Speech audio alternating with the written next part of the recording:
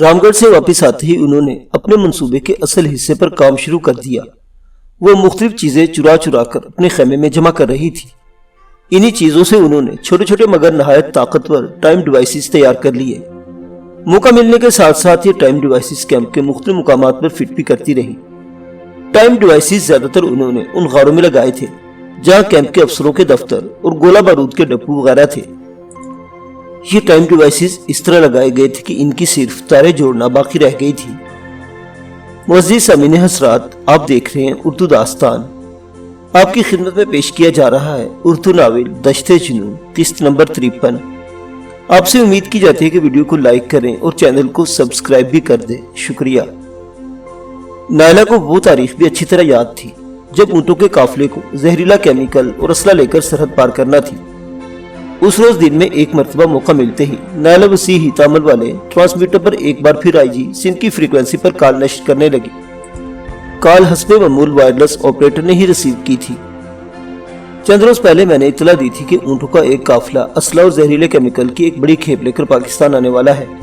یہ قافلہ آج آدھی رات کے بعد سرحد عبور کرے گا۔ نائلہ نے کہا۔ 1 منٹ ہولڈ رکھیے خاتون، آئی جی صاحب خود آپ سے بات کریں گے، دوسری جانب سے کہا گیا۔ چند لمحے خاموشی رہی، پھر ٹرانسمیٹر پر آئی جی کی آواز سنائی دی۔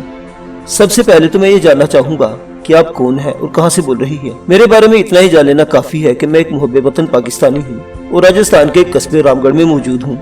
آج آدھی رات کے بعد کسی بھی وقت وہ قافلہ سرحد عبور کر سکتا ہے۔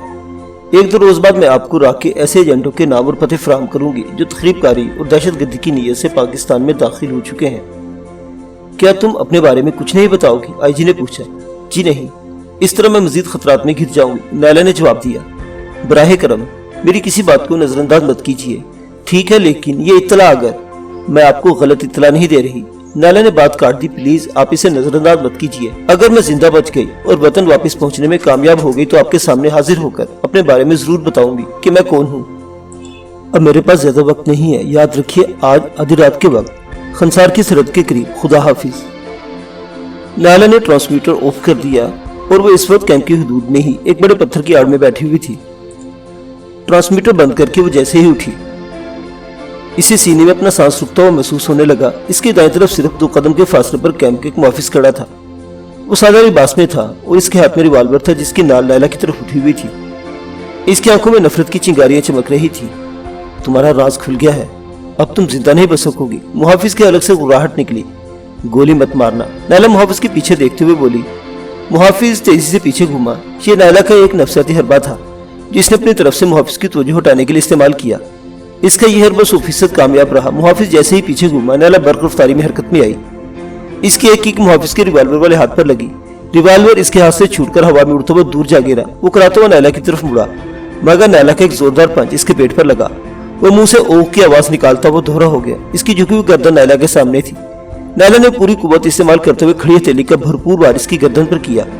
یہ وار کرنے میں نائلہ نے بریکنگ کی، ایک مخصوص تکنیک استعمال کی تھی۔ کڑک کی آواز ابھری، محافظ کی گردن کی ہڈی ٹوٹ گئی اور وہ منہ سے آواز نکالے بغیر ڈھیر ہو گیا۔ نائلہ اچھل کر 2 قدم پیچھے ہٹ گئی۔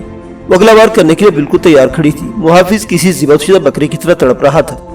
چند سیکنڈ بعد وہ بے حس و حرکت ہو گیا۔ نائلہ نے ادھر ادھر دیکھا، قرب و جوار میں کوئی نہیں تھا۔ اس سے جھک کر محافظ کے سر کے بالوں کو پکڑ کر 1-2 جھٹکے دیے۔ اس کی گردن کی ہڈی ٹوٹ گئی اور وہ بھی ختم ہو چکا تھا۔ نائلہ نے محافظ کے بال چھوڑ دیے، ٹرانسمیٹر اٹھا کے لباس میں چھپایا اور پتھروں کی آڑ لیتے ہوئے محتاط انداز میں وہاں سے ہٹنے لگی۔ وہاں سے تقریباً 20 گز دور ہٹ کر نائلہ خیموں کی طرف چلنے لگی۔ وہ دلی دل میں دعا مانگ رہی تھی کہ کیمپ کا کوئی آدمی اسے پتھروں کی طرف آتے ہوئے نہ دیکھ لے۔ وہ جانتی تھی کہ اس محافظ کی موت زیادہ دیر تک راز نہیں رہ سکے گی اور پھر کیمپ میں اس کے قاتل کی تلاش شروع ہو جائے گی۔ وہ چھپتی چھپاتی اپنے خیمے میں پہنچ گئی۔ خیمے میں سسی موجود تھی۔ وہ نائلہ کو دیکھ کر جھٹکے سے اٹھ کر بیٹھ گئی۔ نائلہ کے چہرے پر حیرت کے تاثرات تھے۔ اسے اندازہ لگانے میں دشواری پیش نہیں آئی تھی کہ نائلہ کے ساتھ کوئی غیر معمولی واقعہ پیش آ چکا ہے۔ کیا ہوا تھی؟ تم اتنی گھبرائی ہوئی کیوں ہو؟ سسی نے پوچھا۔ کچھ نہیں سسی، سلطانہ کہاں ہے؟ نائلہ نے پوچھا۔ اپنے تمبو میں، ابھی تو وہ یہاں سے گئی ہے، سسی نے بتایا۔ تم یہیں بیٹھو، میں بھی آ رہی ہوں۔ نائلہ کہتے ہوئے تیزی سے باہر نکل گئی اور صرف 1 منٹ بعد وہ سلطانہ کے خیمے میں موجود تھی جو پلنگ پر اپنے بکھرے ہوئے کپڑے اٹھا کر طے کر رہی تھی۔ کیا ہوا نائلہ، کہاں غائب تھی؟ میں بھی تمہاری طرف سے آ رہی ہوں، سلطانہ نے پوچھا۔ گڑبڑ ہو گئی ہے سلطانہ، نائلہ نے جواب دیا۔ اس کے چہرے پر گھبراہٹ نمایاں تھی۔ کیسی گڑبڑ؟ کیا ہوا؟ سلطانہ چونک گئی۔ ایک محافظ میرے ہاتھوں مارا گیا ہے۔ کیا؟ سلطانہ اچھل پڑی۔ کیسے؟ کہاں؟ کسی نے دیکھا تو نہیں؟ کسی نے نہیں دیکھا، لیکن محافظ کی موت کے بارے میں بہت جلد سب کو پتہ چل جائے گا اور پھر پوچھ گچھ شروع ہو جائے گی۔ یہاں آرام سے بیٹھو اور اپنے حواس پر قابو پانے کی کوشش کرو۔ سلطانہ نے اسے بازو سے پکڑ کر کرسی پر بٹھایا اور میز پر رکھا ہوا پانی کا گلاس اٹھا کر اس کی طرف بڑھا دیا۔ لو، پانی پیو، تمہاری گھبراہٹ کس حد تک کم ہو جائے گی۔ نائلہ کا حلق خشک ہو رہا تھا، وہ ایک ہی سانس میں پورا گلاس ختم کر گئی۔ اس نے خالی گلاس میز پر رکھتے اور لباس میں چھپاؤ ٹرانسمیٹر نکال کر اس کی طرف بڑھاتے ہوئے بولی، پہلے اسے کہیں چھپاؤ، اگر یہ ہمارے پاس سے برآمد ہو گیا تو قیامت آ جائے گی۔ سلطانہ ٹرانسمیٹر لے کر خیمے سے باہر چلے گی۔ چند منٹ بعد وہ دوبارہ خیمے میں داخل ہوئی تو خالی ہاتھ تھی۔ وہ نائلہ کے قریب دوسری کرسی پر بیٹھ گئی۔ ہاں اب بتاؤ کیا ہوا؟ سلطانہ نے اس کے چہرے کی طرف دیکھتے ہوئے کہا۔ میں ٹرانسمیٹر پر آئی جی سندھ کو اس قافلے کے بارے میں اطلاع دے رہی تھی، نائلہ نے کہا۔ اب وہ بڑی حد تک اپنی کیفیت پر قابو پا چکی تھی۔ میں بات ختم کی جیسے ہی اٹھی، ایک محافظ کو اپنے سامنے کھڑے دیکھ کر میری روح فنا ہو گئی۔ اس نے میری ساری باتیں سن لی تھی اور وہ مجھے ریوالور کی زد پر لیے ہوئے تھا۔ میں نے اپنے حواس قابو میں رکھے اور اس پر حملہ کر دیا۔ میں نے اس کی گردن کی ہڈی توڑ دی، وہ مر چکا ہے۔ تمہیں کسی نے دیکھا تو نہیں؟ سلطانہ نے پوچھا۔ نہیں، میں چھپتے ہوئے خیموں کی طرف آئی ہوں، کسی نے مجھے اس طرف آتے ہوئے نہیں دیکھا، نائلہ نے بتایا۔ اس میں شبہ نہیں کہ اپنے ایک محافظ کی موت پر وہ لوگ ہنگامہ کھڑا کر دیں گے، لیکن ان ہم میں سے کسی پر شبہ نہیں ہو سکتا ہے نئے آنے والوں میں سے کسی کو محافظ کے قتل کے شبے میں پکڑ گولی سے اڑا دیا جائے۔ گھبرانے کی ضرورت نہیں۔ اور وہاں تم نے سسی کو تو نہیں بتایا؟ سلطانہ نے پوچھا۔ نہیں، اسے میں نے کچھ نہیں بتایا، نائلہ نے جواب دیا۔ تو ٹھیک ہے، تم اپنے خیمے میں جاؤ اور اگر کوئی محافظ کے بارے میں پوچھے تو لا علمی کا اظہار کر دینا، سلطانہ نے کہا۔ ٹھیک ہے، نائلہ کہتے ہوئے کرسی سے اٹھ گئی۔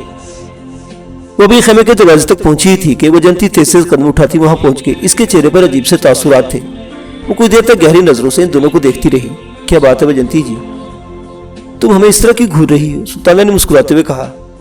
تم میں سے کوئی ان چٹانوں کی طرف تو نہیں گیا تھا؟ وجنتی نے ہاتھ کے اشارے سے ایک طرف اشارہ کرتے ہوئے پوچھا۔ وجنتی جی؟ سلطانہ نے اس کے چہرے پر نظر جماتے ہوئے کہا، ہمارا دماغ خراب ہے کہ ہم اس تیز دھوپ میں اس تپتی ہوئی چٹانوں کی طرف جائیں گے، لیکن بات کیا ہے؟ ایک گڑبڑ ہو گئی، وجنتی نے بتایا۔ ان چٹانوں و پتھروں میں کسی نے کیمپ کے ایک محافظ کو قتل کر دیا ہے۔ کیا؟ سلطانہ نے حیرت کا اظہار کیا۔ تم مذاق تو نہیں کر رہی؟ مذاق نہیں، حقیقت ہے، وجنتی نے نائلہ کے چہرے پر نظر جماتے ہوئے کہا۔ کسی نے اس کی گردن کی ہڈی توڑ دی ہے۔ نائلہ کے دل کی دھڑکن تیز ہو گئی۔ وجنتی جس طرح اس کی طرف دیکھ رہی جس سے تو یہ لگتا تھا کہ جیسے وہ اسی پر محافظ کے قتل کا شبہ کر رہی ہو۔ کیمپ کے سبھی لوگ جانتے تھے کہ وہ مارشل آرٹس کی ماہر ہے اور اس نے جس محافظ کی گردن کی ہڈی توڑی تھی اس سے بھی صاف اندازہ لگایا جا سکتا تھا کہ یہ کس کا کام ہو سکتا ہے۔ یہ تو بہت برا ہوا، سلطانہ نے کہا۔ نئے آنے والوں میں سے ایک دو ایسے ہیں جو یہاں بھی اپنی دادا گیری قائم رکھنا چاہتے ہیں۔ وہ ایک دو مرتبہ نئے محافظوں سے الجھ بھی چکے ہیں۔ میرا خیال ہے انہی میں سے کسی کا کام ہوگا۔ محافظ کی گردن کی ہڈی اس طرح ٹوٹی ہے جیسے اس پر کراٹے کی کوئی مخصوص تکنیک استعمال کی گئی ہو، وجنتی نے ایک بار پھر نائلہ کی طرف دیکھتے ہوئے کہا۔ نائلہ کا دل ایک بار پھر تیزی سے دھڑک اٹھا۔ پھر تو قاتل تک پہنچنے میں بہت آسانی ہو گئی، سلطانہ نے کہا۔ نئے آنے والوں میں دو لڑکے بلیک بیلٹ ہیں، ان میں سے ایک تو اس روز بتا رہا تھا کہ وہ بریکنگ کا ماہر ہے۔ کیا یہ ممکن نہیں کہ اس کا محافظ سے کسی بات پر جھگڑا ہو گیا ہو اور اس نے محافظ کی گردن توڑ دی ہو؟ نائلہ بھی تو بلیک بیلٹ ہے، یہ بھی بریکنگ کی ماہر ہے، وجنتی نے کہتے ہوئے عجیب سی نگاہوں سے نائلہ کی طرف دیکھا۔ وجنتی جی، نائلہ نے اپنے اندرونی کیفیت پر قابو پانے کی کوشش کرتے ہوئے کہا، کیا تمہیں مجھ پر کسی قسم کا شبہ ہے؟ نہیں، میرا مطلب یہ نہیں تھا، وجنتی بولی۔ میں تو صرف یہ معلوم کرنا چاہتی تھی کہ تم میں سے کوئی اس طرف تو نہیں گیا؟ نہیں دیدی، نائلہ تو کافی دیر سے میرے پاس بیٹھی ہے اور سسی حسب معمول اپنے خیمے میں لیٹی آرام کر رہی ہوگی، سلطانہ نے مسکراتے ہوئے جواب دیا۔ تم لوگ کم از کم 2-3 گھنٹوں تک خیموں تک میں محدود رہنا، کیمپ کے محافظ بکھرے ہوئے ہیں، وہ اپنے ساتھی کی قاتل کی تلاش میں ہے، اگر کسی پر شبہ ہو گیا تو وہ بلا جھجک اسے گولی مار دیں گے، وجنتی کہتے ہوئے خیمے سے باہر نکل گئی۔ اس کے جانے کے بعد نائلہ اور سلطانہ مسکراتے ہوئے نگاہوں سے ایک دوسرے کی طرف دیکھا۔ میرا خیال ہے پاکستان واپس جا کر میں بھی کسی اچھے ماسٹر سے مارشل آرٹ سیکھ لوں، میں تو اسے محض ایک ورزش سمجھتی تھی مگر یہ تو بڑے کام کی چیز ہے، سلطانہ نے کہا۔ ذاتی تحفظ کے لیے میں سمجھتی ہوں کہ مارشل آرٹ سے بہتر اور کوئی چیز نہیں، خالی ہاتھ ہوتے ہوئے اپنا دفاع کیا جا سکتا ہے۔ میرے خیال میں لڑکی کو تو یہ فن ضرور سیکھنا چاہیے، میں کئی مرتبہ اس فن کے ذریعے اپنا دفاع کر چکی ہوں۔ وہ ایک مثال تمہارے سامنے ہے، جب اس کیمپ میں آئی تھی اور مشتاق اور اس کے ساتھی مجھے اور سسی کو سوتے سے اٹھا کر لے گئے تھے، اگر میں اس فن سے واقف نہ ہوتی تو وہ لوگ ہمارا تیا پانچا کر چکے ہوتے۔ میں پچھلے چند مہینوں سے ایسے حالات کا شکار رہی ہوں کہ اگر کوئی عام لڑکی ہوتی تو پہلے ہی موقع پر اپنی عزت و آبرو لٹوا چکی ہوتی، مگر یہ فن میرے کام آیا اور ہر موقع پر اس نے مجھے تحفظ اور بچاؤ میں مدد ملی ہے۔ نائلہ نے کہا، تم نے یہ فن کہاں سے سیکھا تھا؟ سلطانہ نے پوچھا۔ کہاں سے اور کس سے سیکھا والی بات کو بڑی اہمیت حاصل ہے، نائلہ نے کہا۔ آج کل تو ہر گلی کوچے میں مارشل آرٹس کے کلب کھلے ہوئے ہیں، وہ لوگ اپنے آپ کو انٹرنیشنل انسٹرکٹر ماسٹر کہلانے لگتے ہیں، جو در حقیقت اس فن کا مفہوم بھی نہیں جانتے۔ یہ فن سیکھنے کسی حقیقی ماسٹر کی تلاش ضروری ہے، اور میری خوش قسمتی ہے کہ مجھے ایک ایسا شخص مل گیا تھا جو اس فن کا واقعی ماسٹر ہے۔ وہ کون ہے؟ سلطانہ نے پوچھا۔ حکیم نادر عباس، نائلہ نے جواب دیا۔ ان کا ہیڈ کوارٹر لاہور میں ہے اور پورے پاکستان میں گھومتے رہتے ہیں، پورے ملک میں ان کے شاگرد پھیلے ہوئے ہیں۔ یہ حکیم نادر عباس وہی تو نہیں جو ٹی وی ڈراموں اور فلموں میں بھی آتے ہیں؟ سلطانہ نے پوچھا۔ بالکل وہی، نائلہ نے جواب دیا۔ وہ تو واقعی ماسٹر ہے، سلطانہ نے کہا۔ اگر مجھے لاہور جانے کا موقع ملا تو اس سے یہ فن ضرور سیکھوں گی۔ نائلہ کچھ کہنا چاہتی تھی، لیکن کیمپ کی فضا اچانک ہی فائرنگ سے گونجی تھی۔ بڑی زبردست فائرنگ تھی، لگتا تھا جیسے دو پارٹی آپس میں ٹکرا گئی ہو۔ چند سیکنڈ بعد ہی سسی دوڑتی وہاں پہنچ گئی، وہ بری طرح بدحواس ہو رہی تھی۔ کیا ہوا؟ نائلہ نے پوچھا۔ ادھر گولیاں چل رہی ہیں ابھی، سسی نے خوفزدہ لہجے میں جواب دیا۔ ایک منٹ بعد وجنتی بھی اس طرف دوڑتی وہاں پہنچ گئی۔ ارے تم تینوں میرے ساتھ چلو، جلدی کرو، یہ جگہ محفوظ نہیں ہے، وجنتی نے کہا۔ کیوں، کیا ہوا؟ سلطانہ نے پوچھا۔ دو لڑکوں کو محافظ کے قتل کے شبے میں پوچھ گچھ کے لیے پکڑا گیا، اس کے دوسرے ساتھیوں نے بغاوت کر دی۔ محافظوں سے اسلحہ چھین کر انہوں نے باقاعدہ محاذ کھول لیا ہے، یہ جگہ تم لوگوں کے لیے بالکل محفوظ نہیں، میرے ساتھ کسی غار میں چلو، جلدی کرو، وجنتی نے کہا۔ وہ تینوں خیمے سے نکل کر اس کے ساتھ دوڑ پڑی۔ واقعی محاذ کھلا ہوا تھا، چاروں طرف گولیاں برس رہی تھی، کئی گولیاں ان کے سروں پر سے گزری۔ ایک گولی تو زن کی آواز سے سسی کے کان کے قریب سے گزر گئی، اس کے منہ سے بے اختیار چیخ نکل گئی، اس کی کھوپڑی گولی کے درمیان صرف چند انچ کا فاصلہ رہ گیا تھا۔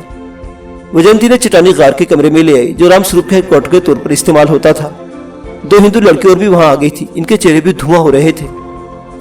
وہ لکشمی ان کے قبضے میں آ گئی ہے، ایک ہندو لڑکی نے ہکلاتے ہوئے بتایا۔ دو آدمی سے خیمے سے نکال کر گھسیٹتے ہوئے چٹانوں کی طرف لے گئے ہیں۔ تم لوگ یہی رکو، میں بھی آتی ہوں، وجنتی کہتے ہوئے باہر نکل گئی۔ باہر کیمپ سے فائرنگ کی آوازیں بدستور سنائی دے رہی تھی، لیکن چٹانوں کے اندر یہ غار باقی بالکل محفوظ تھے۔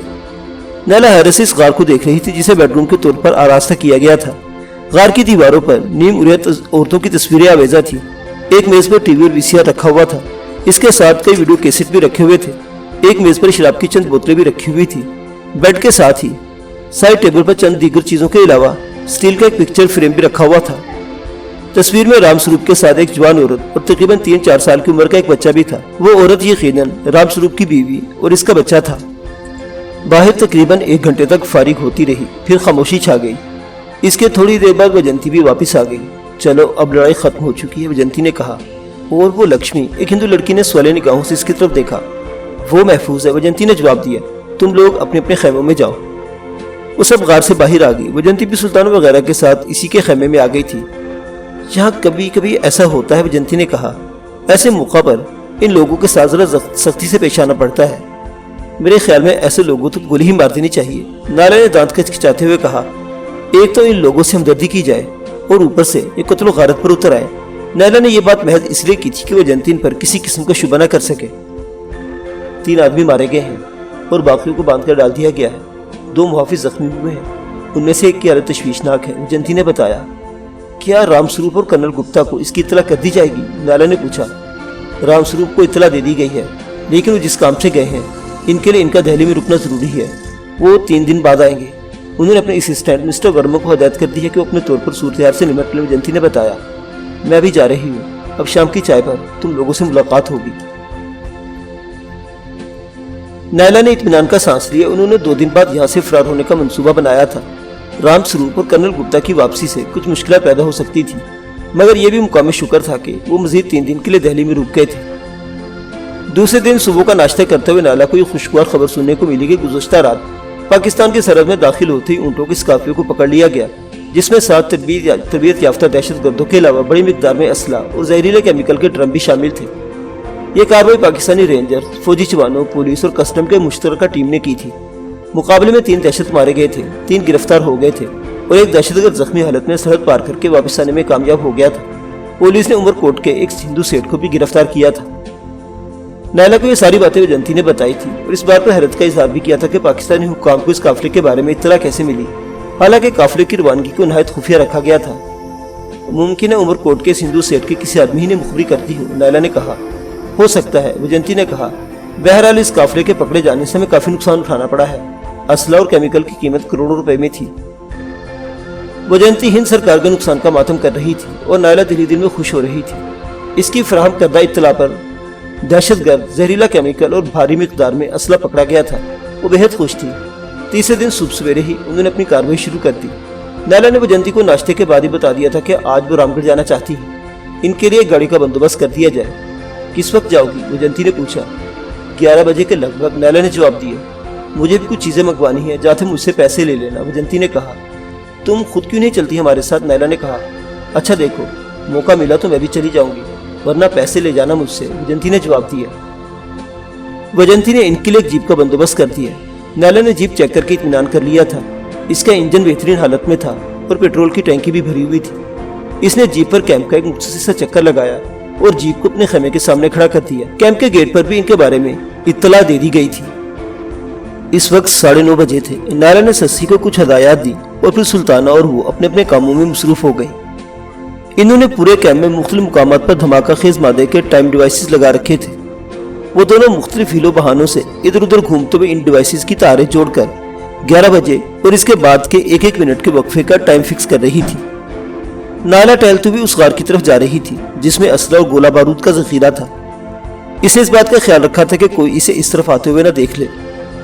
اسلحہ کے اس ڈپو میں غار کے آہنی سلاخوں والے دروازے کے اندر کی طرف ایک سنتری ہر وقت موجود رہتا تھا۔ نائلہ نے اس سنتری سے نمٹنے کا طریقہ سوچ رکھا تھا۔ اس وقت پونے 11 بجے تھے۔ دھوپ خاصی تیز تھی۔ چٹانیں تپ جانے کی وجہ سے کچھ گرمی بھی ہو گئی تھی۔ غار کی طرف جاتے ہوئے نائلہ نے اپنی شرٹ کے اوپر کے 2 بٹن کھول دیے۔ گریبان چاک ہو جانے سے اس کا سینہ نیم برہنہ ہو گیا تھا۔ وہ آہنی جنگلے کے سامنے رک گئی۔ شنکر نامی ادھیڑ عمر سنتری کرسی پر بیٹھا ہوا تھا۔ وہ اسے دیکھ کر اٹھ کھڑا ہوا۔ کہاں گھوم رہی ہو نائلہ جی؟ سنتری نے پوچھا۔ اس کی نظریں نائلہ پر مرکوز تھی۔ اس وقت تو تم سے ملنے آئی ہوں۔ اف، کتنی گرمی ہو رہی ہے اس وقت، نائلہ نے کہتے ہوئے قمیض کا ایک اور بٹن کھول دیا۔ مجھ سے ملنے؟ شنکر ہکلا گیا۔ ہاں، تم سے حیران کیوں ہو رہے ہو؟ نائلہ مسکرائی۔ تو اندر آؤ نا۔ شنکر نے تالا کھول کر گیٹ کھول دیا اور کھلا ہوا تالا جنگلے کی ایک سلاخ پر اٹکا دیا۔ نائلہ نے اندر آ کر گیٹ بھیڑ دیا۔ وہ مسکراتی ہوئی نگاہوں سے شنکر کی طرف دیکھ رہی تھی۔ شنکر کا چہرہ سرخ ہو رہا تھا۔ اس نے رائفل ایک طرف رکھ دی، نائلہ کا ہاتھ پکڑ لیا۔ یہاں نہیں شنکر جی، اندر چلو، یہاں اگر کسی نے دیکھ لیا تو۔ نائلہ نے معنی خیز انداز میں مسکراتے ہوئے جملہ ادھورا چھوڑ دیا۔ آؤ آؤ، اندر آ جاؤ۔ شنکر اس کا ہاتھ پکڑ کر غار کے اندرونی حصے کی طرف چلنے لگا۔ یہ غار خاصا لمبا چوڑا تھا۔ اس میں اسلحہ و گولہ بارود کے انبار لگے ہوئے تھے۔ لکڑی کی لاتعداد پیٹیاں اوپر نیچے رکھی ہوئی تھی۔ شنکر غار کا ایک موڑ گھوم کر اسے پیٹیوں کے انبار کے پیچھے لے آیا۔ آؤ شنکر جی، دیر کس بات کی ہے؟ نائلہ نے دونوں باہیں پھیلا دی۔ پھر وہ نائلہ پر جھکی رہا تھا کہ نائلہ نے بڑی پھرتی سے دونوں ہاتھوں سے اس کا گلا دبوچ لیا۔ شنکر کی صورتحال بالکل غیر متوقع تھی۔ اپنا گلا چھڑانے کی کوشش کرنے لگا۔ نائلہ نے ٹانگ کا اڑنگا دے کر اسے نیچے گرا دیا اور اس کے سینے پر سوار ہو کر دونوں گھونٹوں سے اس کا نرخرا دبانے لگی۔ نائلہ کے چہرے پر بے پناہ درندگی تھی۔ اس کے جسم کی ساری طاقت اس کے ہاتھوں میں سمٹ آئی تھی۔ شنکر کی زبان باہر نکل آئی اور آنکھیں حلقوں سے باہر ابلنے لگی۔ اس کے نرخرے پر نائلہ کی گرفت بہت سخت سے سخت ہوتی جا رہی تھی۔ شنکر بری طرح ہار پیر پٹک رہا تھا۔ اس کی مدافعت بتدریج کم ہوتی چلی گئی اور بالآخر وہ بے حس و حرکت ہو گیا۔ نائلہ کو جب اطمینان ہو گیا کہ وہ ختم ہو چکا ہے تو اٹھ کر کھڑی ہو گئی۔ گلے پر سے گرفت ہٹانے سے شنکر کے پھیپھڑوں میں رکی ہوا ایک عجیب آواز پیدا کرتی ہوئی اس کے حلق سے نکلی تھی۔ نائلہ کا سانس پھول گیا تھا۔ وہ اپنے سانس پر قابو پانے کی کوشش کرتے ہوئے قمیض کے بٹن بند کرنے لگی۔ پھر اس نے اپنی جینز کی جیبوں سے ٹائم بم والی ڈیوائسز نکالے اور بڑی پھرتی سے انہیں مختلف جگہوں پر فٹ کرنے لگی۔ ان ڈیوائسز پر اس نے 11:10 کا ٹائم فکس کیا تھا۔ اس سے یہ بھی اندیشہ تھا کہ اگر کوئی محافظ اس طرف آ گیا تو وہ زندہ نہیں بچ سکے گی۔ اپنا کام انجام دینے کے بعد وہ تیز تیز قدم اٹھاتی ہوئی جنگلے والے گیٹ کے قریب آ گئی۔ ایک لمحہ کو وہاں رکی اور پھر باہر نکل کر گیٹ بند کر کے تالا لگا دیا۔ نائلہ پتھروں کی آڑ لیتی ہوئی تیزی سے چلتی ہوئی اپنے خیمے کے قریب پہنچ گئی۔ اس وقت 11 بجنے میں 3 منٹ باقی تھے۔ سسی جیپ کی پچھلی سیٹ پر بیٹھی ہوئی تھی اور سلطانہ وجنتی جیپ کے قریب کھڑی تھی۔ نائلہ کو دیکھتے ہی سلطانہ جیپ پر سوار ہو گئی اور نائلہ ڈرائیونگ سیٹ پر بیٹھ گئی۔ اس نے بیٹھتے انجن سٹارٹ کر دیا۔ میں نے سلطانہ کو روپے دے دیے ہیں اور یہ بھی سمجھا دیا کہ کیا لانا ہے، تم ذرا اپنی پسند سے بھی کچھ لے لینا، وجنتی نے کہا۔ اچھا ٹھیک ہے، نائلہ نے کہتے ہوئے گاڑی کو گیئر میں ڈال دیا۔ اور سنو، وجنتی نے اسے رکنے کا اشارہ کیا، میڈیکل سٹور سے تم خود ہی بیٹھ جاؤ نا ہمارے ساتھ۔ نیلا نے اس کی بات کاٹ دی۔ اس کے دل کی دھڑکن تیز ہو رہی تھی۔ وقت تیزی سے گزر رہا تھا۔ ٹھیک 11 بجے پہلا دھماکہ ہو جانا تھا۔ نیلا نے ادھر ادھر دیکھا، اس وقت آس پاس کوئی نہیں تھا۔ جیپ خیمے کی آڑ میں کھڑی تھی۔ نیلا نے سلطانہ کو اشارہ کیا۔ سلطانہ جیپ سے اتر آئی۔ اس کے ساتھ ہی اس نے اپنے لباس سے پستول نکالے جس پر سائلنسر لگا ہوا تھا۔ اس نے بڑی پھرتی سے وجنتی کا منہ دبوچ لیا اور پستول کی نال اس کے سینے پر رکھ کر ٹریگر دبا دیا۔ سٹک کی ہلکی سی آواز کے ساتھ وجنتی کے سینے سے خون کی دھار بہہ نکلی۔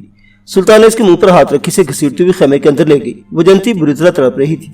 سلطانہ نے اسے خیمے کے اندر لے جا کر فرش پر پٹخ دیا اور دوڑ کر خیمے سے باہر آ گئی اور اچھل کر اگلی سیٹ پر بیٹھ گئی۔ پستول اس کے ہاتھ میں تھا اور اس کے لباس پر خون کے چھینٹے پڑ گئے تھے۔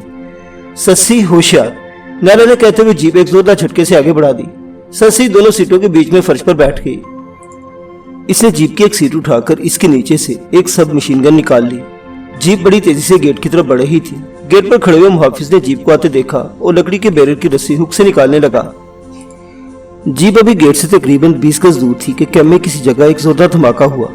دھماکے کی آواز پہاڑیوں میں گونج گئی۔ گیٹ پر کھڑا ہوا سنتری جیپ کی تیز رفتاری دیکھ کر اور دھماکے کی آواز سن کر چونک گیا۔ اس نے رسی دوبارہ ہک میں پھنسا دی اور اس کے ساتھی کو پکارتے ہوئے کندھے سے رائفل اتارنے لگا۔ ہوشیار، نیلا چیخی۔ اس کے ساتھ اسے ایکسیلیٹر پر پیر کا دباؤ بڑھا دیا۔ اب جیپ بندوق سے نکلی ہوئی گولی کی طرح آگے بڑھ رہی تھی۔ سلطانہ کھلی جیپ میں اٹھ کر کھڑی ہو گئی تھی۔ اس نے ایک ہاتھ ونڈ سکرین کے فریم پر جما دیا اور پستول والا ہاتھ نکال کر ٹریگر دبا دیا۔ اس کیمپ میں حاصل کی گئی دہشت گردی کی یہ تربیت کی آزمائش کا پہلا موقع تھا۔ اس کے پستول سے نکلی ہوئی خاموش گولی ٹھیک نشانے پر بیٹھی۔ سنتری کو کندھے سے رائفل اتارنے کا موقع نہیں مل سکا۔ سلطانہ کی گولی نے اس کی کھوپڑی کو پاش پاش کر دیا اور وہ چیختا ہوا ڈھیر ہو گیا۔ اسی دوران دوسرا محافظ گارڈ روم سے باہر آ گیا۔ اس کے ہاتھ میں بھی سب مشین گن تھی، مگر سلطانہ نے اسے بھی سب مشین گن سیدھی کرنے کا موقع نہیں دیا۔ اس نے ایک ہی گولی میں اس محافظ کو بھی ڈھیر کر دیا۔ تیز رفتار جیپ لکڑی کا بیریئر توڑتی ہوئی نکل گئی۔ ٹھیک اسی لمحہ کیمپ میں دوسرا دھماکہ ہوا۔ یہ دھماکہ پہلے سے زیادہ زوردار تھا۔ جیپ کیمپ سے باہر آ گئی تھی۔ گیٹ کے قریبی واچ ٹاور تھا جس پر ایک لائٹ مشین گن نصب تھی اور 2 سنتری ڈیوٹی پر موجود تھے۔ تیز رفتار جیپ اور گیٹ کے سنتریوں کی چیخوں نے چکا دیا۔ پہلے دھماکے پر وہ کیمپ کی طرف دیکھنے لگے تھے، لیکن وہ جیپ کی طرف متوجہ ہو گئے جو طوفانی رفتار سے گیٹ سے نکل رہی تھی۔ ان میں سے ایک سنتری لائٹ مشین گن کے بیرل کا رخ نیچے کی طرف کرنے لگا، لیکن اس سے پہلے کہ وہ بیرل کا زاویہ درست کرتا، جیپ کی اونچی سیٹوں کے بیچ بیٹھی ہوئی سسی نے اپنے سب مشین گن کا رخ اوپر کر کے ٹریگر کھینچ دیا۔ گولیوں کی ایک بوچھار نکلی۔ واچ ٹاور کا ایک سنتری چیخ کر کلبازی کھاتا ہوا تقریباً 40 فٹ اونچے واچ ٹاور سے نیچے آن گرا۔ اسے سسی کی 2 گولیاں لگی تھی اور سر کے بل نیچے گرتے ہی اس کے گردن کی ہڈی ٹوٹ گئی تھی۔ دوسرا محافظ گولی کھا کر واچ ٹاور کے پلیٹ فارم پر ہی ڈھیر ہو گیا تھا۔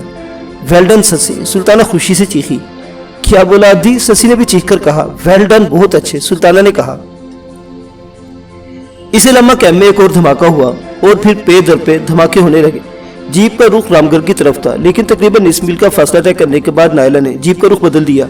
اب جیپ ایک طویل چکر کاٹ کر اس سڑک پر آ گئی جو کشن گڑھ کی طرف چلی گئی تھی۔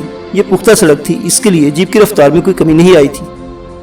کیمپ میں مسلسل دھماکے ہو رہے تھے اور پھر 11:10 پر جو دھماکہ ہوا وہ اس قدر خوفناک تھا کہ کئی میل کا فاصلہ ہونے کے باوجود دھرتی کانپ اٹھی تھی۔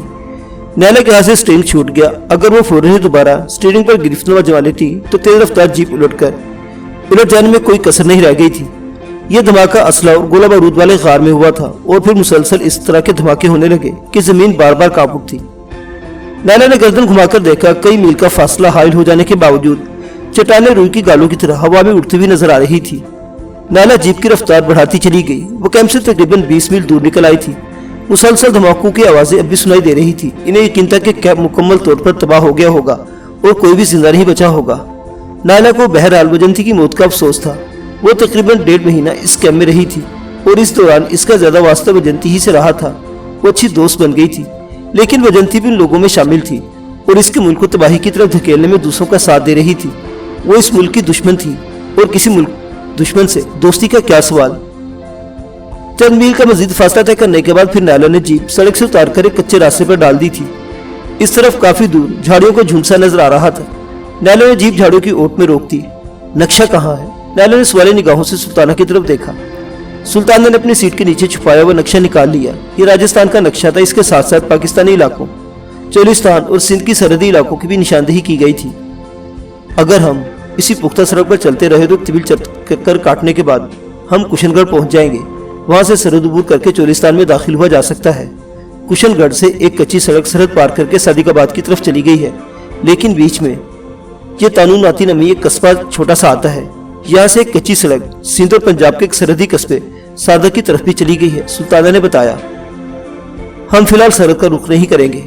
رام گڑھ کیمپ کی تباہی کا پتہ چل گیا ہوگا، وہ لوگ سب سے پہلے سرحدی علاقوں پر توجہ دیں گے، اس لیے فی الحال سرحد سے دوری رہیں گے۔ میرا خیال ہے میں کشن گڑھ کے بجائے بیکانیر کا رخ کرنا چاہیے، بیکانیر جیسے بڑے شہر میں ہم زیادہ محفوظ رہیں گے۔ نالا نے کہا، تو پھر ہمیں یہاں سے بھٹے والا کی طرف نکلنا چاہیے۔ سلطانہ نے کہا، اس طرف کسی باقاعدہ راستے کی نشاندہی نہیں ہے، سارا ریگستانی علاقہ ہے، میرا خیال ہے میں کوئی نہ کوئی راستہ تو مل ہی جائے گا۔ تو ٹھیک ہے، اسی طرف چلتے ہیں، نالا نے کہتے ہوئے انجن سٹارٹ کر دیا۔ یہ ان کی خوش قسمتی تھی کہ انہیں ریگستان میں ایک ٹرک مل گیا۔ یہ سخت ریت والا علاقہ تھا اور جیپ ڈرائیو کرنے میں انہیں کوئی دشواری پیش نہیں آ رہی تھی۔ ریگستان میں کئی میل کا فاصلہ طے کرنے کے بعد وہ ایک چھوٹی سی بستی میں پہنچ گئے۔ اس وقت دوپہر کے 2 بج رہے تھے۔ یہ راجپوتوں کی بستی تھی۔ یہاں نہ صرف کھانے پینے کو مل گیا بلکہ انہیں صحیح راستے کا بھی پتہ چل گیا۔ بھٹے والا پہنچتے ہوئے شام کے 6 بج گئے۔ یہ نسبتاً بڑی آبادی والا قصبہ تھا۔ یہاں سے ایک کچی سڑک کولایات کی طرف چلی گئی تھی۔ قصبے کے لوگوں نے اگرچہ رات کے وقت ریگستان میں سفر جاری رکھنے سے منع کیا تھا، مگر نائلہ اور سلطانہ نے سفر جاری رکھنے کا فیصلہ کر لیا۔ اس وقت شام کا اندھیرا پھیل رہا تھا۔ بھٹے والا سے کئی میل کا فاصلہ طے کرنے کے بعد انہیں سامنے سے کسی گاڑی کے ہیڈ لیمپس کی روشنیاں دکھائی دی۔ نائلہ نے فوراً ہی جیپ کی بتیاں بجھا دی اور جیپ کو سڑک سے ہٹا کر قدرے بائیں طرف ریگستان میں موڑ دیا۔ گاؤں والوں نے بتایا تھا کہ کولایات سے آخری بس شام سے پہلے یہاں پہنچ جاتی ہے، اس کے بعد کوئی بس نہیں آتی، لیکن یہ گاڑی۔ نائلہ نے سامنے سے آنے والی گاڑی کی طرف اشارہ کیا۔ ہو سکتا ہے ہماری تلاش شروع ہو چکی ہو اور کولایات کی طرف سے آنے والی یہ پولیس کی کوئی گاڑی ہو۔ یہ گاڑی نکل جائے تو ہم دوبارہ سڑک پر آ جائیں گے، لیکن اگر وہ پولیس کی کوئی گاڑی ہوئی تو انہوں نے ہماری جیپ کے ہیڈ لیمپس تو دیکھ لیے ہوں گے، اور پھر جیپ کی عقبی سرخ بتیاں ہماری نشاندہی کر سکتی ہیں۔ سلطانہ نے کہا، وہ گاڑی بھی کافی دور ہے، ہم زیادہ آگے نہیں جائیں گے۔ نائلہ نے جواب دیا۔ تقریباً 20 میل کا فاصلہ طے کرنے کے بعد اس نے جیپ روک کر اس کی ساری بتیاں بجھا دی۔ وہ تینوں اپنی سیٹوں پر بیٹھی مڑ کر اس گاڑی کی طرف دیکھنے لگی۔ وہ گاڑی کہیں رکے بغیر چلی گئی، جس کا مطلب تھا کہ انہوں نے جیپ کے ہیڈ لیمپس پر توجہ نہیں دی تھی۔ جب اس گاڑی کی عقبی سرخ روشنیاں بھی ریگستان میں غائب ہو گئی تو نائلہ نے جیپ کا انجن سٹارٹ کر دیا اور جیپ کو حرکت میں لا کر اسے دوبارہ سڑک کی طرف موڑ دیا۔ انہوں نے تقریباً 4-5 میل کا فاصلہ طے کر لیا، لیکن سڑک نہیں ملی۔ نائلہ کی چھٹی حص نے جس خطرے کی گھنٹی بجا دی اور اس نے جیپ روک لی۔ کیا ہوا؟ سلطانہ نے پوچھا۔ ہم نے سڑک سے ہٹ کر تقریباً 1.5 میل کے فاصلے پر جیپ روکی تھی اور اب واپسی پر 4-5 میل کا فاصلہ طے ہو چکا ہے، وہ سڑک ابھی تک نہیں آئی۔ نائلہ نے جواب دیا۔ اوہ، سلطانہ بولی، واپس موڑو۔ نائلہ نے جیپ واپس موڑ لی، لیکن وہ سڑک تک نہیں پہنچ سکی۔ ہم بھٹک تو نہیں گئے؟ سلطانہ کے لہجے میں ہلکا سا خوف تھا۔ کسی ریگستان میں بھٹکنے کا مطلب سمجھتی ہو؟ مجھے اور سسی کو اس کا تجربہ ہو چکا ہے، نائلہ نے جواب دیا۔ میرا خیال ہے کہ ہمیں اسی طرف چلتے رہنا چاہیے۔ اس نے ایک طرف اشارہ کیا۔ تو پھر چلتی رہو، اللہ مالک ہے۔ سلطانہ کے منہ سے بے اختیار گہرا سانس نکل گیا۔ جیپ سخت ریت پر دوڑتی رہی۔ نائلہ کو صرف یہ خدشہ تھا کہ جیپ کا پیٹرول ختم ہو گیا یا جیپ کہیں ریت میں دھس گئی تو پہلے تو وہ بچ گئی تھی، لیکن شاید اس مرتبہ ریگستان میں بھٹکنے کے بعد زندہ نہ بچ سکیں۔ بالآخر وہی ہوا جس کا اندیشہ تھا۔ جیپ کے پہیے ریت میں دھس گئے۔ ایک مرتبہ کوشش کر کے وہ جیپ کو ریت سے نکالنے میں کامیاب ہو گئی، لیکن 1 میل کا فاصلہ طے کرنے کے بعد جیپ کے پچھلے پہیے دوبارہ ریت میں دھس گئے۔ 4 ویل ڈرائیو ہونے کے باوجود جیپ ریت سے نہیں نکل سکی۔ پچھلے دونوں پہیے ریت میں گھومتے رہے، ریت اڑتی رہی اور اس طرح جیپ کے پہیوں کے نیچے کھڈے کچھ اور گہرے ہوتے چلے گئے۔ ارے ادھی، سسی نے کہا، ہم پھر ریگستان کے قیدی بن گئے ہیں کیا؟ واہ سسی واہ، سلطانہ نے ہلکا سا کہکا لگایا۔ بہت اچھا جملہ استعمال کیا تم نے، ریگستان کے قیدی۔ اس قید سے نکلنے کی بھی سوچو، ورنہ یہاں بڑے بڑے ایریا رگڑ کر مر جائیں گے، نائلہ نے کہا۔ سلطانہ چاروں طرف دیکھنے لگی۔ میرا خیال ہے وہ کوئی چٹان ہے، وہ ایک طرف اشارہ کرتے ہوئے بولی۔ کیوں نہ اس چٹان پر چڑھ کر دیکھا جائے، ہو سکتا ہے کہ آس پاس کسی بستی کی روشنی نظر آ جائے۔ چلو، نائلہ جیپ سے اتر آئی۔ وہ تینوں چٹان کی طرف چلنے لگی۔ اس چٹان تک پہنچنے کے لیے تقریباً 2 میل کا فاصلہ طے کرنا پڑا تھا۔ انہیں چٹان پر چڑھنے کا راستہ بھی مل گیا۔ بھری بھری مٹی کی وہ چٹان تقریباً 100 فٹ اونچی تھی۔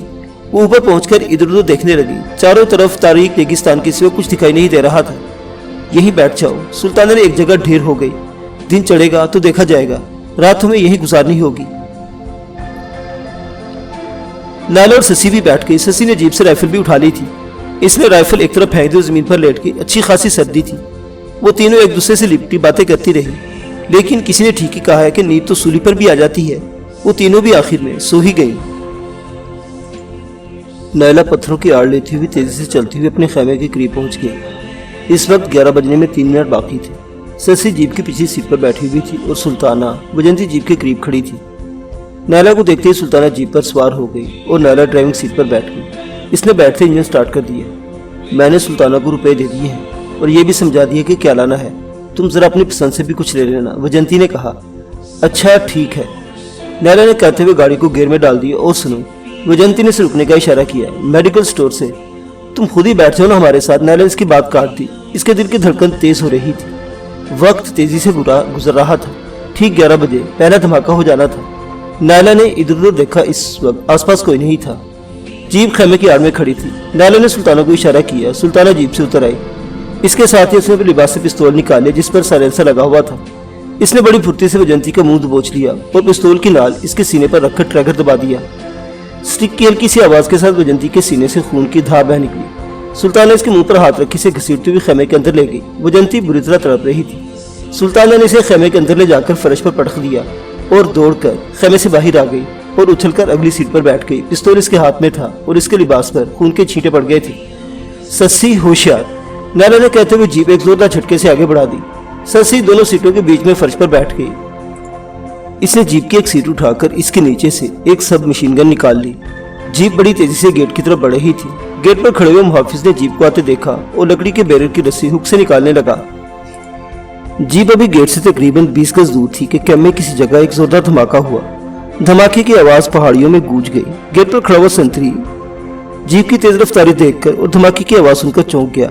اس نے رسی دوبارہ ہک میں پھنسا دی اور اس کا ساتھی کو پکارتے ہوئے کندھے سے رائفل اتارنے لگا۔ ہوشیار، نائلہ چیخی۔ اس کے ساتھ اسے ایکسیلیٹر پر پیر کا دباؤ بڑھا دیا۔ اب جیپ بندوق سے نکلی ہوئی گولی کی طرح آگے بڑھ رہی تھی۔ سلطانہ کھلی جیپ میں اٹھ کر کھڑی ہو گئی تھی۔ اس نے ایک ہاتھ ونڈ سکرین کے فریم پر جما دیا اور پستول والا ہاتھ نکال کر ٹریگر دبا دیا۔ اس کیمپ میں حاصل کی گئی دہشت گردی کی تربیت کی آزمائش کا پہلا موقع تھا۔ اس کے پستول سے نکلی ہوئی خاموش گولی ٹھیک نشانے پر بیٹھی۔ سنتری کو کندھے سے رائفل اتارنے کا موقع نہیں مل سکا۔ سلطانہ کی گولی نے اس کی کھوپڑی کو پاش پاش کر دیا اور وہ چیختا ہوا ڈھیر ہو گیا۔ اسی دوران دوسرا محافظ گارڈ روم سے باہر آ گیا۔ اس کے ہاتھ میں بھی سب مشین گن تھی، مگر سلطانہ نے اسے بھی سب مشین گن سیدھی کرنے کا موقع نہیں دیا۔ اس نے ایک ہی گولی میں اس محافظ کو بھی ڈھیر کر دیا۔ تیز رفتار جیپ لکڑی کا بیرر توڑتی ہوئی نکل گئی۔ ٹھیک اسی لمحہ کیمپ میں دوسرا دھماکہ ہوا۔ یہ دھماکہ پہلے سے زیادہ زوردار تھا۔ جیپ کیمپ سے باہر آ گئی تھی۔ گیٹ کے قریبی واچ ٹاور تھا جس پر ایک لائٹ مشین گن نصب تھی اور 2 سنتری ڈیوٹی پر موجود تھے۔ تیز رفتار جیپ اور گیٹ کے سنتریوں کی چیخوں نے چکا دیا۔ پہلے دھماکے پر وہ کیمپ کی طرف دیکھنے لگے تھے، لیکن پھر جیپ کی طرف متوجہ ہو گئے جو طوفانی رفتار سے گیٹ سے نکل رہی تھی۔ ان میں سے ایک سنتری لائٹ مشین گن کے بیرل کا رخ نیچے کی طرف کرنے لگا، لیکن اس سے پہلے کہ وہ بیرل کا زاویہ درست کرتا، جیپ کی 3 سیٹوں کے بیچ بیٹھی ہوئی سسی نے اپنے سب مشین گن کا رخ اوپر کر کے ٹریگر کھینچ دیا۔ گولیوں کی ایک بوچھاڑ نکلی۔ واچ ٹاور کا ایک سنتری چیخ کر کلبازی کھاتا ہوا تقریباً 40 فٹ اونچے واچ ٹاور سے نیچے آن گرا۔ اسے سسی کی 2 گولیاں لگی تھی اور سر کے بل نیچے گرتے ہی اس کے گردن کی ہڈی ٹوٹ گئی تھی۔ دوسرا محافظ گولی کھا کر واچ ٹاور کے پلیٹ فارم پر ہی ڈھیر ہو گیا تھا۔ ویل ڈن سسی، سلطانہ خوشی سے چیخی۔ کیا بولا دی؟ سسی نے بھی چیخ کر کہا۔ ویل ڈن، بہت اچھے، سلطانہ نے کہا۔ اسی لمحہ کیمپ میں ایک اور دھماکہ ہوا اور پھر پے در پے دھماکے ہونے لگے۔ جیپ کا رخ رام گڑھ کی طرف تھا، لیکن تقریباً 20 میل کا فاصلہ طے کرنے کے بعد نائلہ نے جیپ کا رخ بدل دیا۔ اب جیپ ایک طویل چکر کاٹ کر اس سڑک پر آ گئی جو کشن گڑھ کی طرف چلی گئی تھی۔ یہ پختہ سڑک تھی، اس کے لیے جیپ کی رفتار میں کوئی کمی نہیں آئی تھی۔ کیمپ میں مسلسل دھماکے ہو رہے تھے اور پھر 11:10 پر جو دھماکہ ہوا وہ اس قدر خوفناک تھا کہ کئی میل کا فاصلہ ہونے کے باوجود دھرتی کانپ اٹھی تھی۔ نائلہ کے ہاتھ سے سٹیئرنگ چھوٹ گیا۔ اگر وہ فوراً ہی دوبارہ سٹیئرنگ پر گرفت نہ جما لیتی تو تیز رفتار جیپ الٹ جانے میں کوئی کسر نہیں رہ گئی تھی۔ یہ دھماکہ اسلحہ اور گولہ بارود والے غار میں ہوا تھا اور پھر مسلسل اس طرح کے دھماکے ہونے لگے کہ زمین بار بار کانپ اٹھتی۔ نائلہ نے گردن گھما کر دیکھا، کئی میل کا فاصلہ حائل ہو جانے کے باوجود چٹانیں روئی کی گالوں کی طرح ہوا میں اڑتی ہوئی نظر آ رہی تھی۔ نائلہ جیپ کی رفتار بڑھاتی چلی گئی۔ وہ کیمپ سے تقریباً 20 میل دور نکل آئی تھی۔ مسلسل دھماکوں کی آوازیں اب بھی سنائی دے رہی تھی۔ انہیں یقین تھا کہ کیمپ مکمل طور پر تباہ ہو گیا ہوگا اور کوئی بھی زندہ نہیں بچا ہوگا۔ نائلہ کو بہرحال وجنتی کی موت کا افسوس تھا۔ وہ تقریباً 1.5 مہینہ اس کیمپ میں رہی تھی اور اس دوران اس کا زیادہ واسطہ وجنتی ہی سے رہا تھا۔ وہ اچھی دوست بن گئی تھی، لیکن وجنتی بھی ان لوگوں میں شامل تھی اور اس کے ملک کو تباہی کی طرف دھکیلنے میں دوسروں کا ساتھ دے رہی تھی۔ وہ اس ملک کی دشمن تھی اور کسی ملک دشمن سے دوستی کا کیا سوال۔ चंद मील का मजीद फासला तय करने के बाद फिर नायला ने जीप सड़क से उतारकर एक कच्चे रास्ते पर डाल दी थी। इस तरफ काफी दूर झाड़ियों को झुमसा नजर आ रहा था। नायला ने जीप झाड़ियों की ओट में रोक दी। नक्शा कहाँ है? नायला ने सवाली निगाहों से सुल्ताना की तरफ देखा।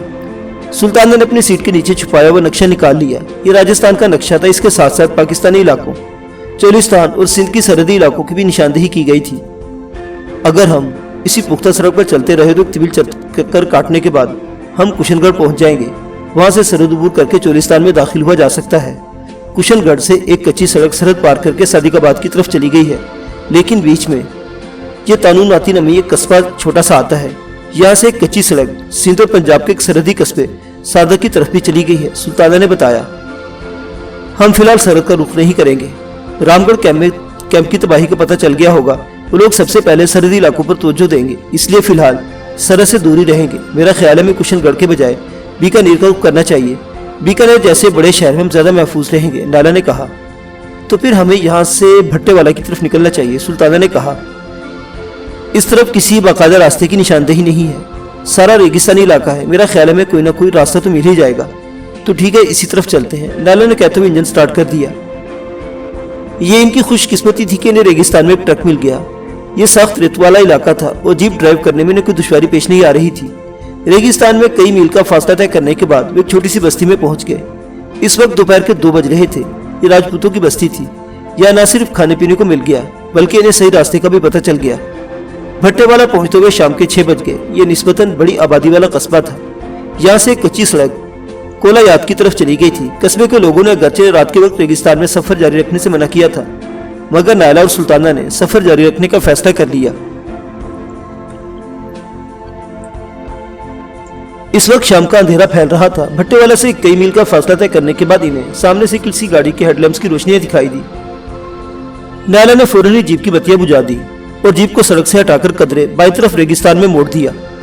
गांव वालों ने बताया था कि कोलायात से आखिरी बस शाम से पहले पहले यहाँ पहुंच जाती है। इसके बाद कोई बस नहीं आती। लेकिन यह गाड़ी, नायला ने सामने से आने वाली गाड़ी की तरफ इशारा किया। हो सकता है हमारी तलाश शुरू हो चुकी हो और कोलायात की तरफ से आने वाली ये पुलिस की कोई गाड़ी हो। ये गाड़ी निकल जाए तो हम दोबारा सड़क पर आ जाएंगे।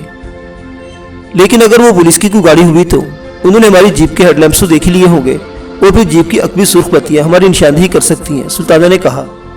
वो गाड़ी भी काफी दूर है, हम ज्यादा आगे नहीं जाएंगे, नायला ने जवाब दिया। तकरीबन 20 मील का फासला तय करने के बाद इसने जीप रोककर इसकी सारी बत्तियां बुझा दी। वो तीनों अपनी सीटों पर बैठी मुड़कर इस गाड़ी की तरफ देखने लगी। वो गाड़ी कहीं रुके बगैर चली गई, जिसका मतलब था कि उन्होंने जीप के हेडलैम्प्स पर तवज्जो नहीं दी थी। जब इस गाड़ी की अकबी सुर्ख रोशनियां भी रेगिस्तान में गायब हो गई तो नायला ने जीप का इंजन स्टार्ट कर दिया और जीप को हरकत में लाकर इसे दोबारा सड़क की तरफ मोड़ दिया। उन्होंने तकरीबन 4-5 मील का फासला तय कर लिया, लेकिन सड़क नहीं मिली। नायला की छठी हिस्स ने जिस खतरे की घंटी बजा दी और इसने जीप रोक ली। क्या हुआ? सुल्ताना ने पूछा। हमने सड़क से हटकर तकरीबन 1.5 मील के फासले पर जीप रोकी थी और अब वापसी पर 4-5 मील का फासला तय हो चुका है। वो सड़क अभी तक नहीं आई, नायला ने जवाब दिया। ओह, सुल्ताना बोली, वापस मोड़ो। नायला ने जीप वापस मोड़ ली, लेकिन वो सड़क तक नहीं पहुंच सकी। हम भटक तो नहीं गए? सुल्ताना के लहजे में हल्का सा खौफ था। किसी रेगिस्तान में भटकने का मतलब समझती हो? मुझे और ससी को इसका तजर्बा हो चुका है, नायला ने जवाब दिया। मेरा ख्याल है कि हमें इसी तरफ चलते रहना चाहिए। इसने एक तरफ इशारा किया। तो फिर चलती रहो, अल्लाह मालिक है। सुल्ताना के मुंह से बेइख्तियार गहरा सांस निकल गया। जीप सख्त रेत पर दौड़ती रही। नायला को सिर्फ यह खदशा था कि जीप का पेट्रोल खत्म हो गया या जीप कहीं रेत में धंस गई। तो पहले तो वो बच गई थी, लेकिन शायद इस मर्तबा रेगिस्तान में भटकने के बाद जिंदा न बच सके। फिर वही हुआ जिसका अंदेशा था। जीप के पहिए रेत में धंस गए। एक मर्तबा कोशिश करके वो जीप को रेत से निकालने में कामयाब हो गई, लेकिन 1 मील का फासला तय करने के बाद जीप के पिछले पहिए दोबारा रेत में धंस गए। 4 व्हील ड्राइव होने के बावजूद जीप रेत से नहीं निकल सकी।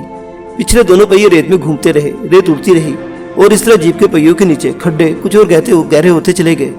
अरे अद्दी, ससी ने कहा, हम फिर रेगिस्तान के कैदी बन गए हैं क्या? वाह ससी वाह, सुल्ताना ने हल्का सा कहका लगाया। बहुत अच्छा जुमला इस्तेमाल किया तुमने, रेगिस्तान के कैदी। इस कैद से निकलने की भी सोचो, वरना यहाँ बड़े बड़े एरिया रगड़ कर मर जाएंगे, नायला ने कहा। सुल्ताना चारों तरफ देखने लगी। मेरा ख्याल है वो कोई चट्टान है। वो एक तरफ इशारा करते हुए बोली, क्यों ना इस चट्टान पर चढ़कर देखा जाए, हो सकता है कि आसपास किसी बस्ती की रोशनी नजर आ जाए।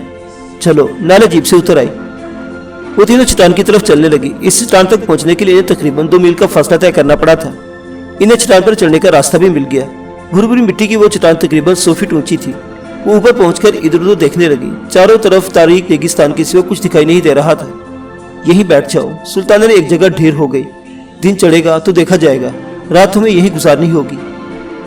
नाला और ससी भी बैठ गई। ससी ने जीप से राइफल भी उठा ली थी। इसने राइफल एक तरफ फेंक दी और जमीन पर लेट गई। अच्छी खासी सर्दी थी।